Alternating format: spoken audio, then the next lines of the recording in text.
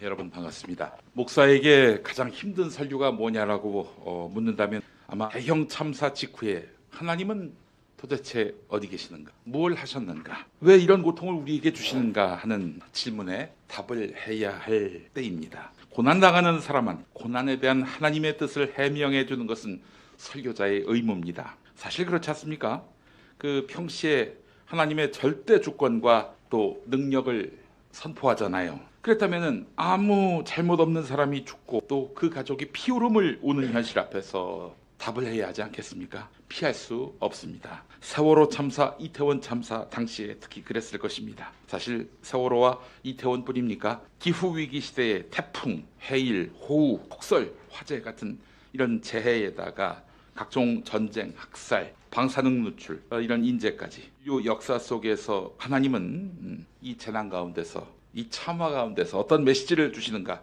저도 이제 목사가 돼서 그 상황이 오면 답을 해야 할 것입니다. 전도사일 때, 준목일 때는 그 의무감이 좀 덜했는데 상당히 무거워졌어요. 자, 그래서 이게 논문의 주제가 되기도 했습니다. 이승진 합동신학대학원 대학교 교수님 논문을 보니까 그동안 목사님들이 대형 참사 직후에 어떤 설교를 해왔는지 유형별로 분류를 했습니다. 한 7가지로 분류할 수 있었는데요. 대형 참사에서 하나님의 뜻을 무엇으로 이야기해왔던가, 목사들이.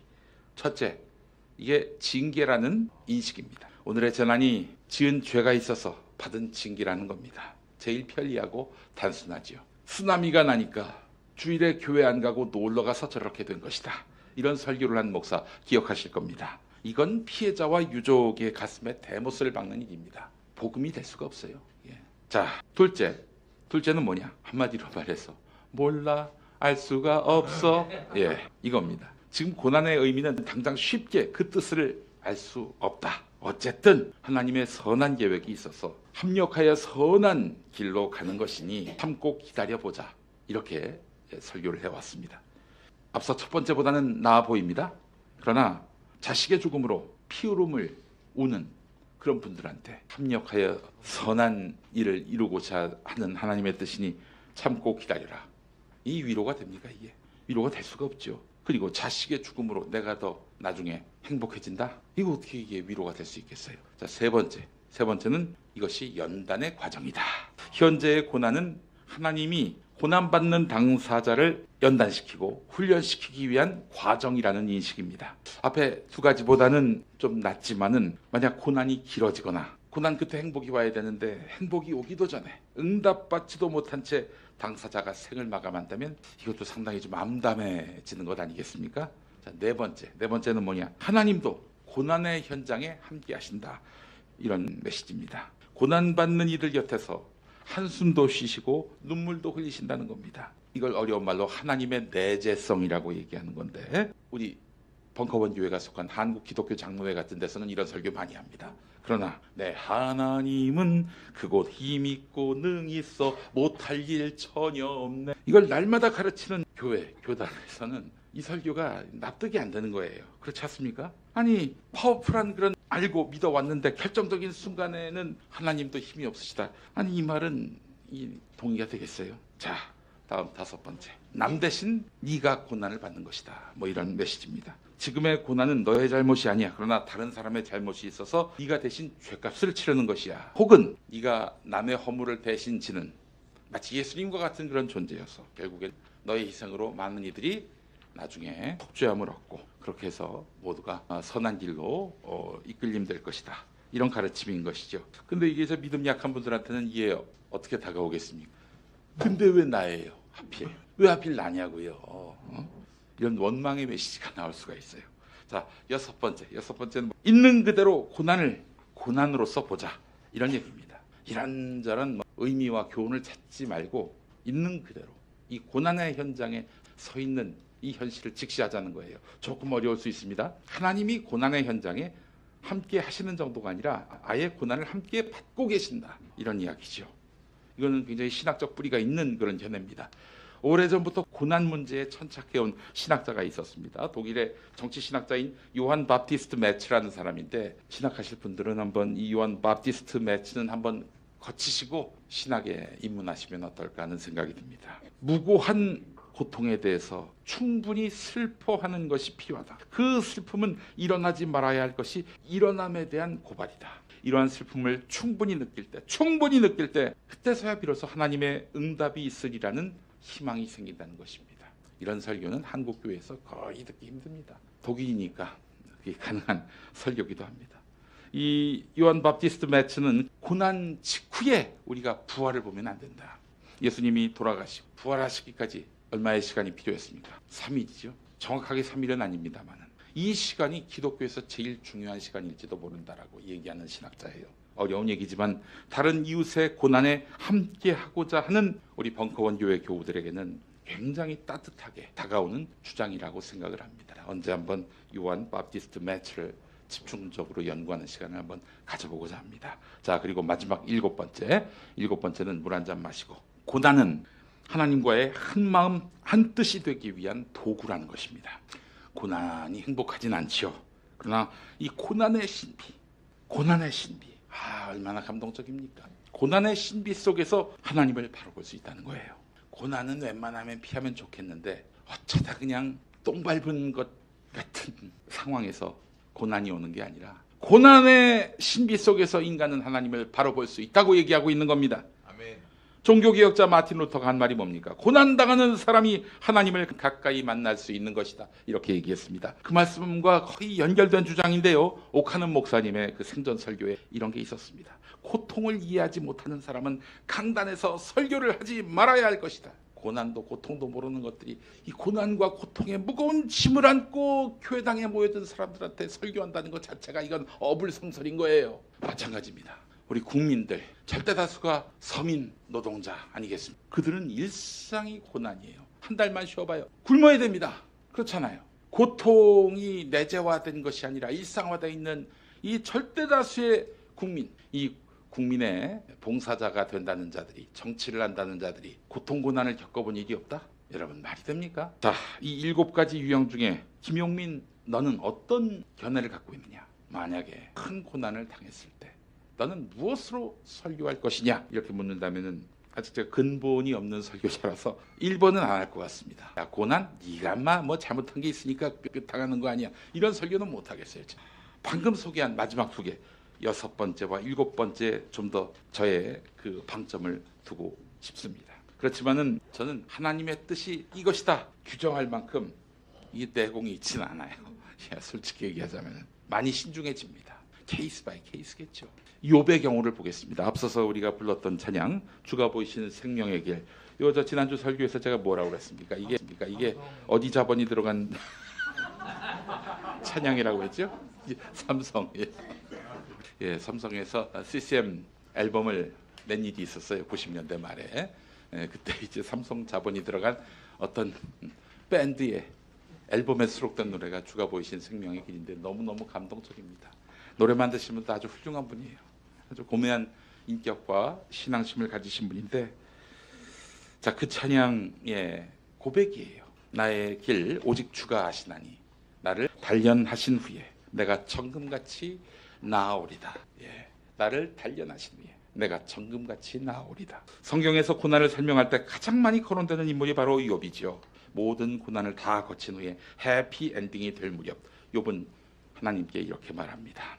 욥기 42장 2절과 3절에는 이렇게 나와 있습니다. 주님께서는 못하시는 일이 없으시다는 것 이제 저는 알았습니다. 주님의 계획은 어김없이 이루어진다는 것도 저는 깨달았습니다. 잘 알지도 못하면서 감히 주님의 뜻을 흐려놓으려 한 자가 바로 저입니다.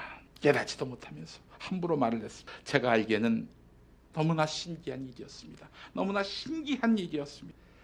정말 죄 없이 살아온 의인 욥이 당한 억울한 고난. 그래서 하나님께 다소간 원망을 하기도 했는데 원망할 만하죠. 사실 우리가 봤을 때 잘못한 게 없는데 근데 그마저도 욥은 송구스러웠던 것입니다. 오늘 보면 시편 34편은 다윗이 사울한테 쫓길 때 너무 급해서 이스라엘의 원수인 블레셋 아비멜렉에게로 피하는 장면입니다. 근데 블레셋 사람들이 자기를 알아봐요. 여러분, 블레셋 하면 누가 떠오르십니까? 그 장수 골리앗, 그렇죠. 블레셋이 오늘날 팔레스타인이에요. 블레셋, 팔레스타인 같은 말이에요. 아주 뭐 대대로 이스라엘의 원수죠. 근데 블레셋의 장수가 바로 골리앗이 있습니다. 골리앗을 쓸어 눕혀가지고 죽인 사람이 누굽니까? 다윗이죠. 그것도 소년 다윗. 소년 다윗. 정말 소년 다윗이 그렇게 골리앗을 처치한 게 맞다면은 블레셋에게는 다윗이 결코 잊힐 수 없는 인물일 겁니다. 알아봤어요, 자기가 다윗인지 알아본 거야. 어떡합니까? 야, 이건 뭐 구렁이를 피하려다가 코브라를 만났어요. 이때 다윗은 미친 척합니다. 미친 척해요. 그래서 다윗은 도망칠 수가 있었던 것이죠. 아둘람 굴로 피해 도망쳤는데 이 소식을 들은 다윗의 지지자가 다윗에게로 몰려옵니다. 그렇게 해서 세력이 형성되고 나중에 사울 왕을 대적할 수 있는 그런 힘을 키우게 되는 것이죠. 자, 다윗은 무슨 일 때문에 이런 고난을 당하게 되는 것입니까? 앞서 한국 교회의 목사들 고난에 대한 7가지 답변에 넣어서 한번 좀 따져볼까요? 첫 번째, 다윗이 뭔 큰 죄를 저질렀다. 두 번째, 다윗이 왜 고난 당하는지 하나님만 아신다. 우리는 알 수 없다. 셋째, 다윗은 지금 연단의 과정을 겪고 있다. 넷째, 하나님은 지금 다윗과 함께 고난의 현장에 계신다. 다섯째, 다윗은 지금 누군가를 대신해서 고난을 받고 있다. 여섯째, 딴소리 다 집어치우고 다윗이 당하는 고난에만 우리가 집중하면서 함께 슬퍼하자. 일곱 번째, 다윗은 이 고난을 당하면서 하나님과 한 마음 한 뜻이 되는 중이다. 뭔 것 같아요? 7가지나 되니까 기억이 안 나시죠? 예. 저는 한 3번째와 7번째가 좀 섞인 게 아닌가 싶습니다. 다윗은 지금 연단의 과정을 겪고 있다. 또 다윗은 이 고난을 당하면서 하나님과 한 마음 한 뜻이 되는 중이다. 오늘 본문에서 이런 대목이 나옵니다. 시편 34편에 의로운 사람에게는 고난이 많지만 주님께서는 그 모든 고난에서 그를 건져주신다. 사실 오늘 설교는 이 말씀 때문에 34편 19절 때문에 본문으로 고른 것입니다. 자, 다윗은 이 고난을 당하면서 하나님과 한 마음 한 뜻이 되는 중입니다. 그 이전에 하나님은 다윗을 지금 연단하고 계시는 겁니다. 하나님은 이 과정을 통해서 다윗을 당신의 사람으로 만들려 했던 것 같습니다. 만약 다윗에게 사울 왕의 광적인 시기와 질투가 없었다면, 그래서 쫓기는 신세가 돼서 하나님의 도우심을 간구하는 삶을 살지 않았다면, 그가 과연 이스라엘 통일 왕국의 왕으로서 큰 사명을 부여받을 수 있었을까요? 설령 하나님의 도움 없이도 권력욕으로 권력을 집어삼킬 수 있었겠죠. 그러나 그 힘이 얼마나 오래 가겠습니까? 하나님 없는 힘이. 게다가 약소국의 왕이 되는 건데, 다윗은 중요한 순간에 하나님이 나의 숨은 죄까지 다 들여보신다면서 왕이 된 이후에도 항상 몸 낮추는 삶을 살았습니다. 왕이 됐음에도, 세상의 모든 걸 다 가진 상황에서도 하나님 앞에서는 나는 아무것도 아니다 라고 생각을 했습니다. 보십시오. 남의 아내 바세바를 성폭행하고 임신까지 시켰을 때 그는 몹쓸 짓을 은폐하려고 했던 거 아니겠습니까? 그때 나단 예언자가 와서 호통을 치니까 그 자리에서 바로 무릎 꿇고 회개했잖아요. 나단 예언자를 그냥 제거한 게 아니라. 다윗의 지금 현재 이 고난은 왕이 되기 전 사울 왕에게 쫓기는 상황에서의 고난은 다윗을 단련하신 정금같이 쓰시려는 하나님의 뜻이다. 전 이렇게 생각을 합니다. 하나님 앞에서 절대 복종하는 자세를 가지면서 하나님이 늘 지켜주시는 인생이 된 것입니다. 믿으시면 아멘 하시기 바랍니다. 미국 캔사스에서, 거기 시골이죠. 거기서 온 청년 이야기가 있습니다. 이 사람은 그림 그리는 재주가 있었어요. 그래서 자기가 만화로 먹고 살 생각을 가지고 도시로 왔습니다. 그래서 신문사 출판사를 다니면서 내가 이런 그림을 그렸는데 나를 그림 그리는 그런 사람으로 채용할 생각이 없느냐라고 문을 두드렸습니다. 다 거절당했어요. 이러다가는 거지가 되겠다 싶었어요. 그래서 정말 고심이 컸는데 주익이 왔습니다. 그래서 아무 교회나 들어갔습니다. 처음 왔는데 낙심한 빛이 가득한 청년을 본 목사님이 이 청년을 부릅니다. 그래서 이제 말을 걸고 사정을 들었습니다. 목사님은 딱히 갈 데가 없네. 그러면은 저기 교회 창고에서 당분간이라도 좀 있을 생각인가 라고 얘기를 했습니다. 청년으로서는 뭐 사실 수단이 없죠. 그래서 목사님 말씀에 고개를 끄덕였습니다. 목사님은 용기 잃지 말라고, 하나님은 자네와 함께 하시니까. 아, 여기까지 딱 들으면 얼마나 감동입니까? 근데 감동은 여기까지. 청년이 그 교회 창고 들어갔는데 와, 이건 완전히 쥐들의 집이었어요. 쥐들의 집. 그래서 야 이러다가 흑사병 걸리는 거 아니야? 그러면서 염려를 했었는데 그래도 하나님의 선한 뜻을 믿기보다는 갈 데가 없었던 이 청년은 불만을 품지 않기로 합니다. 그래 여기가 어디냐 하면서 그냥 버텼어요. 그러면서 자꾸 눈앞에서 사람을 두려워하지 않는 쥐들을 보면서 쥐들을 관찰합니다. 그리고 이제 쥐를 막 그림을 그려요. 나중에 이 청년은 쥐를 소재로 한 만화 영화를 만듭니다. 그리고 세계적인 부자가 됩니다. 누굴까요? 월트 디즈니입니다. 월트 디즈니. 예. 고난에도 다 뜻이 있다. 이런 믿음이 있었는지는 모르겠습니다만은 그가 이런 고통 앞에서 낙담하지 않았기에 이렇게 그림을 그렸던 것이고 그걸로 인생의 터닝 포인트를 만들 수가 있었던 것입니다. 고난에도 다 뜻이 있다는 믿음이 없었다면 아마 쥐소굴에서 도망쳤겠죠. 고난은 위대한 학교다라고 제가 말씀을 종종 드리는데 요즘 젊은이들이 자주 쓰는 말로 바꿔보겠습니다. 고난은 스펙이다. 스펙이다. 예화집에 나온 걸 보다가 이런 감동적인 내용을 봤습니다. 보물섬, 스킬 박사와 하이드를 쓴 영국 소설가 로버트 루이스 스티븐스. 네, 이 사람이요 결핵에 시달리는 와중에도 명작을 집필했습니다. 테레사 수녀는 고열과 마비 증세라는 만성 두통을 참아내면서 빈민과 병자, 고아 그리고 죽어가는 사람들에게 사랑을 베풀었습니다. 파스칼 아시죠? 파스칼. 인간은 생각하는 갈대다 이런 말을 남긴 팡세로도 유명한 대단히 글 잘 쓰고 생각이 깊은 사람으로 알려진 파스칼. 근데 이 사람은 대수학자였습니다. 수학자. 예. 왜 그렇게 수학을 잘하게 됐느냐 물어보니까 파스칼에게 치통이 있었다고 합니다. 와, 저 며칠 전에 치통을 한번 알았거든요. 죽겠더만요, 진짜. 떼굴떼굴 구르기도 했습니다. 파스칼이 아주 치통이 심했다고 합니다. 근데 그 치통을 잊을 수 있는 유일한 시간이 있었는데 그게 바로 수학 문제 풀 때. 수학 문제 풀 때 치통을 잊는데요. 계속 수학 문제만 풀다가 대수학자가 된 거예요. 베토벤 아시죠? 청각 장애의 고통 속에서 불후의 명곡을 만들었습니다. 프랑스 화가 르누아르는 류마티즘으로 그 고통을 겪으면서 그림을 그렸습니다. 붓을 한번 움직일 때마다 얼굴에 고통의 땀방울이 맺혔다고 합니다. 그러니 한번 그을 때마다 얼마나 정성을 다해서 그었겠어요. 자, 그리고 우리가 잘 아는 사도 바울은 가시로 비유되는 아주 고통스러운 지병이 있었는데 치유해달라고 막 기도했을 때 주님이 뭐라고 하십니까? 너의 능력은 그 병으로 인한 겸손함에서 나오는 것이다. 네가 그 병이 없으면 겸손함도 없는 것이고 따라서 너의 능력은 있을 수가 없다. 이런 얘기죠. 그런 응답으로 바울은 고난을 감내했습니다. 여러분. 자, 근데 지금까지 말씀드린 분들은 이분 앞에서 명함을 못 내밉니다. 폴 게르하르트라는 사람인데요. 우리에게는 익숙한 찬송가가 없습니다만 대단한 찬송 작사가입니다.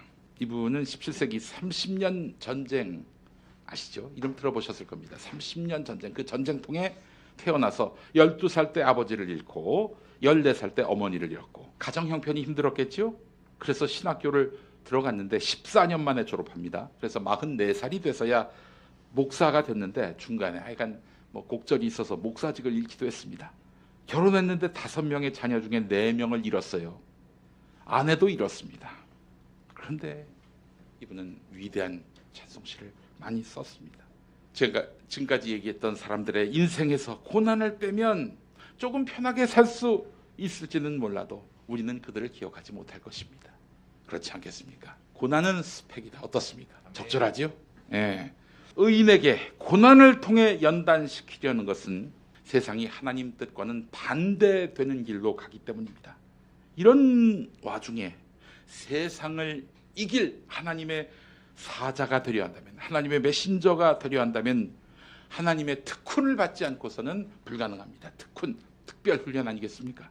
우리가 사는 세상에서 하나님의 뜻에 맞지만 세상에 반대되는 사람, 우리는 의인이라고 부릅니다. 의인이 어떤 경우입니까? 세상의 불의, 기득권, 반칙, 가짜 평화를 추구하는 사람들, 그들과 맞서 싸우거나 그들의 죄악을 폭로하는 사람, 바로 그 경우일 것입니다. 하나님은 그때그때 우리의 편에 서서, 의인의 편에 서서 저 죄악을 응징하고 우리에게 승리의 면류관을 씌워주시면 좋을 텐데 하나님은 꼭 의인에게 고난의 과정부터 주십니다. 자, 그러나 하나님은 이걸 잊지 말라고 하십니다. 시편 34편 19절 함께 읽겠습니다. 시작.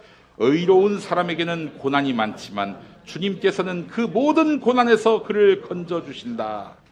전 개인적으로 고난을 많이 겪으신 분들을 존경합니다. 첫 번째, 그분들은 보는 눈이 달라요. 기본적으로 여러분, 이 대한민국에서 최고의 해상 재난 전문가가 누군지 아십니까? 뭐 무슨 해양학과 나온 분들, 뭐 선원, 뭐 혹은 뭐 해양수산부, 해경 이쪽에 계신 분들도 있겠죠. 그런데 제가 봤을 때 최고의 해상 재난 전문가는 세월호 가족입니다. 왜 내 가족이 죽었는가? 이 질문에 답을 찾고자 10년째 답을 찾으러 다니는 분들입니다. 아직 못 찾았어요. 근데 그분들한테 물어보세요. 그분들만큼 이 해상 재난에 관해서 빠삭한 분들이 없습니다. 자, 두 번째, 이 고난의 이력이 있는 분들 특징, 원칙대로 반칙을 쓰지 않습니다. 고난의 상황에서 잘못된 선택을 했다가는 수렁에 빠질 수 있기 때문입니다. 제가 노동조합 사무국장도 했었잖아요. 나중에 구조조정 당했습니다만은 투쟁할 때는요 정말 피곤합니다. 왜 그런 줄 아세요? 정시 출퇴근을 해야 되고요. 밥 먹을 때도 그 점심시간 1시까지는 돌아와야 돼. 어떻게든. 왜냐? 저놈들이 이제 날 징계하려고 어떻게든 내쫓으려고 눈에 불을 켜고 보고 있거든. 그래서 고난받는 사람들은 대개 의인입니다. 적어도 그때만이라도 고난당할 때. 고난받는 사람들, 고난의 트레이닝을 겪은 사람은 단단합니다. 어떤 풍파와 혼란에서도 흔들리지 않습니다. 소신은 분명하고 신념은 바뀌지 않습니다. 그래서 저는 고난을 겪으신 분들, 고난을 겪는 분들을 기본적으로 존경합니다. 로키 산맥 아시죠? 4,500km에 걸쳐서 뻗쳐 있는 캐나다의 그 브리티시 컬럼비아주에서 미국의 뉴멕시코주까지 남북으로 4,500km 걸쳐서 뻗어 있습니다. 높이도 대단합니다. 길이도 그렇지만 해발 3,000m. 여기 보면은 정상에 있는 나무들을 보면은 곧게 자라지 못합니다. 하나같이 무릎을 꿇는 듯한 모양새예요. 왜 그럴까요? 그렇습니다. 매서운 바람 때문입니다. 이 바람에 생존하려면 할 수 없어요. 무릎을 꿇어야 돼요. 나무들이.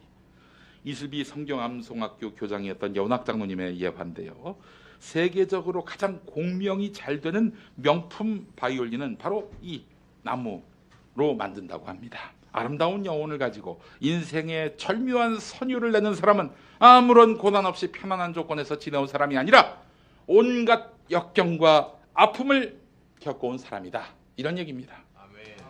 이런 고통의 과정을 겪고 하나님의 뜻을 알며 감사할 줄 안다면 하나님은 그를 의인으로 부르시고 원수 앞에서 나에게 상을 차려주실 것입니다. 고난받은 의인. 그런데 그 고난에 하나님의 뜻이 있음을 아는 의인을 위한 말씀. 바로 오늘 시편 34편에 담겨 있다라고 말할 수 있을 것입니다. 15절 한번 읽어볼까요? 주님의 눈은 의로운 사람을 살피시며 주님의 귀는 그들이 부르짖는 소리를 들으신다. 17절 보겠습니다. 의인이 부르짖으면 반드시 들어주시고 그 모든 재난에서 반드시 건져주신다. 18절 주님은 마음 상한 사람에게 가까이 계시고 낙심한 사람을 구원해 주신다. 그리고 의로운 사람에게는 무슨 일이 또 벌어지는지 20절과 22절을 계속해서 읽어보겠습니다. 시작. 뼈마디 하나하나 모두 지켜주시니 어느 것 하나도 부러지지 않는다. 22절 주님은 주님의 종들의 목숨을 건져주시니 그를 피난처로 삼는 사람은 정죄를 받지 않을 것이다. 아멘. 야, 정말 꿀이 떨어지죠. 의인에 대한 하나님의 약속 말입니다. 자, 반면에 그런 고난을 겪어본 적도 없고 남의 선의를 이용하고 그냥 밥 먹듯이 반칙을 일삼는 사람들은 시편 1편에 나오는 대로 바람에 나는 겨와 같은 인생이 될 것입니다. 하나님은 불의를 저지르는 사람에게 정말 항구적으로 계속해서 끊임없이 늘 페널티를 주십니다. 자, 16절을 한번 읽어보겠습니다. 주님의 얼굴은 악한 일을 하는 자를 노려보시며 그들에 대한 기억을 이 땅에서 지워버리신다. 자, 21절 악인은 그 악함 때문에 끝내 죽음을 맞고 의인을 미워하는 사람은 반드시 마땅한 벌을 받을 것이다. 아멘. 여러분, 이래도 고난이 두려우십니까? 그리고 고난을 피해서 악의 편에 서려고 하십니까? 김대중 전 대통령, 이분은 그리스도인입니다. 가톨릭이긴 한데 정말 그 어떤 그리스도인보다도 정말 믿음이 확고한 분이었습니다. 얼마나 이분이 정적에게 고통을 당했습니까? 북한과 가깝다 이런 낭설 마타도어로 얼마나 심하게 악마화됐습니까? 자, 김대중 전 대통령은 3번이나 대통령 선거에서 낙선당했고요. 테러도 당하고 모략도 당하고 그랬습니다.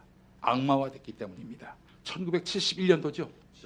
만주골파님. 예, 그때 이제 대선 때 100만 표 차이로 그냥 박정희 턱밑까지 쫓아왔어요. 와, 박정희가 그때 크게 긴장을 했습니다. 그래서 김대중은 자기에게 가장 큰 위협이다 이렇게 판단하고는 아예 죽여 없애는 방법을 모색했습니다. 1971년 5월에 목포에서 광주 가는 도로에서 반대편 차선에서 오는 14톤 트럭이 김대중 전 대통령을 태우는 승용차를 덮쳤습니다. 그때 이제 다리가 불편해지신 거예요. 그 차량 소유자가 누군지 아십니까? 소유주가 공화당 의원이었어요. 뻔할 뻔짜지 그걸 누가 시켰는지. 어디서 들은 얘기인데 박정희가 지시했는지 불분명합니다. 박정희 유치하게 지시 안 해요. 저 나쁜 놈. 교통사고 나서 죽었으면 좋겠네. 그러면은 정말 진짜 교통사고로 죽어요. 그 정적이. 자, 또한 박정희 정권 중앙정보부에 의해 일본에서 납치가 돼서 대한해협에 던져질 뻔한 그런 사건 여러분 기억하실 겁니다. 생과 사의 갈림길이 놓인 상황에서 김대중 전 대통령 말하기를 그때 거기서 예수님을 봤다는 거예요. 예수님께 내가 아직 이 국가와 민족을 위해서 할 일이 있습니다. 살려주십시오 이렇게 요청을 했는데 그때 미국 헬기가 나타났다는 거지요. 나중에 이제 그래서 김대중 전 대통령이 김수환 추기경을 찾아가서 내가 이런 체험을 했는데 정말 그분이 예수님 맞냐라고 하니까 김수환 추기경이 뭐라고 했는 줄 아십니까? 그거야 예수님하고 김 총재님이 하실 일이죠. 그렇잖아요. 그건 맞는 말씀이지. 자, 이게 전부가 아닙니다. 박정희가 죽고 고난이 끝났습니까? 아닙니다. 12.12 쿠데타로 집권한 전두광이가 내란 혐의를 뒤집어 씌워가지고 김대중 전 대통령을 사형시키려고 했던 거 아니겠습니까? 게다가 또 미국 대통령이 공화당이 됐어요. 레이건이. 이러니 뭐 김대중 전 대통령으로서는 진짜 죽는가 보다 이렇게 생각을 했는데 와, 기적적으로 레이건이 전두환한테 너 김대중 죽이면은 이제 한국하고 관계 끝이야. 그래서 살아났어요. 또 놀라운 일이죠. 그래서 김대중 전 대통령은 하나님의 살아계심을 확신한다라고 말씀하셨습니다. 아니 그렇게 논리적이고 합리적인 사고를 하는 분이 하나님 덕에 내가 살아났다라고 간증하고 있는 것입니다. 그분의 별명이 뭡니까? 겨울에도 추위를 견딘다는 인동초 아니겠습니까? 55번의 가택연금과 6년의 감옥생활, 2차례의 망명길, 사형 선고와 납치, 정말 여러 번 죽을 고비를 넘긴 그 어른은 인동초를 이야기하면서 나는 혹독했던 정치의 겨울 동안 인동초를 잊지 않았습니다라고 말했습니다. 김대중 전 대통령에게 이런 고난과 역경이 없었다면 민주주의만이 이 민족과 나라를 살리라는 믿음이 생겼을까요? 이런 김대중 전 대통령을 하나님은 마침내 대한민국의 외환위기 상황, 나라가 부도날 상황에 구원투수로 마운드에 세우셨습니다. 저는 그렇게 고백합니다. 20절과 21절 다시 읽어보겠습니다. 의로운 사람에게는 뼈마디 하나하나가 모두 지켜주시니 어느 것 하나도 부러지지 않는다. 주님은 주님의 종들의 목숨을 건져주시니 그를 피난처로 삼는 사람은 주님을 피난처로 삼는 사람은 정죄받지 않을 것이다. 아멘. 자, 그리고 3장 19절 3장 19절은 다시 한번 또 읽어봅시다. 3장 19절 시작. 의로운 사람에게는 고난이 많지만 주님께서는 그 모든 고난에서 그를 건져주신다. 제가 지난주에 퇴원한 어떤 정치인에게 이 말씀을 와서 문자를 보냈습니다. 그렇게 온갖 누명과 의혹을 샀지만 아무것도 나온 게 없는 사람. 그러다가 이제 더 이상 이 사람을 죽일 수 없다고 판단하니까 괴한을 동원했는지 아니면 그 스스로 혼자 했는지 저는 뭐 근거는 없습니다만은 괴한에 의해서 테러를 당한 정치. 흉기로 테러 당했지만은 동맥 1mm 앞에서 칼이 멈춰섰단 말이죠. 그리고 일주일 지나 건강한 모습으로 더 단단한 모습으로 그를 일으켜 세우신 분 누구십니까? 하나님. 얘기 들어보니까 그분은 진짜 칼에 찔렸을 때 이렇게 해서 죽는구나 라고 생각을 했다고 합니다. 이렇게 해서 죽는구나. 그러니까 평소에도 여차하면 죽을 수도 있겠구나 그 생각을 하고 살아왔던 분입니다. 근데 칼이 몸으로 들어오니까 이렇게 해서 라고 생각을 했는데 정말 죽을 상황이었어요. 하나님이 살리셨습니다. 하나님의 뜻이 이러하니 힘내시라고 제가 그 시편 34편 19절 말씀을 보내드렸습니다. 다시 한번 읽어볼까요? 무슨 메시지를 보냈는지 다시 한번 19절 시작. 의로운 사람에게는 고난이 많지만 주님께서는 그 모든 고난에서 그를 건져주신다. 자, 답장이 왔을까요? 그거는 이제 카메라 꺼진 다음에 말씀을 드리도록 하겠습니다. 사랑하는 벙커원 교회 교우 여러분, 우리 고난을 피하게 해달라고 기도하지 맙시다. 그러다가 고난을 만나면 시험 당하게 돼요. 이제는 고난 앞에서 당당하게 해달라고 기도합시다. 주님이 함께 하시는 삶에는 주님을 피난처로 삼게 되고 결코 정죄를 받지 않게 될 것이다 라는 믿음이 샘솟게 될 것입니다. 고난을 만나더라도 말입니다. 그리스도교를 다시 묻다라는 책을 쓴 캐나다 신학자 더글라스 존 홀은 고난받는 사람들이 억압받는 사회는 고난의 현실을 부정하고 1차원적인 행복만을 추구하는 맹신주의와 행복을 부정하는 냉소주의가 판을 친다 이렇게 얘기를 했습니다. 이러면 누가 좋아하겠어요? 누가 좋아하겠어요? 가짜 행복이 판치고 혹은 행복 그런 건 없어 이런 냉소가 판치는 세상에서 누가 좋아하겠습니까? 모든 복을 독점하는 기득권자들 아니겠습니까? 고난을 복으로 여기고 극복할 것이다 미리 감사하는 삶, 이 삶을 살아보시지 않겠습니까? 아멘. 하나님이 보호하시는 삶, 하나님이 복주시는 삶, 곧 하나님과 합한 삶이 되지 않겠습니까? 아멘. 그 삶의 세계로 여러분을 초대합니다.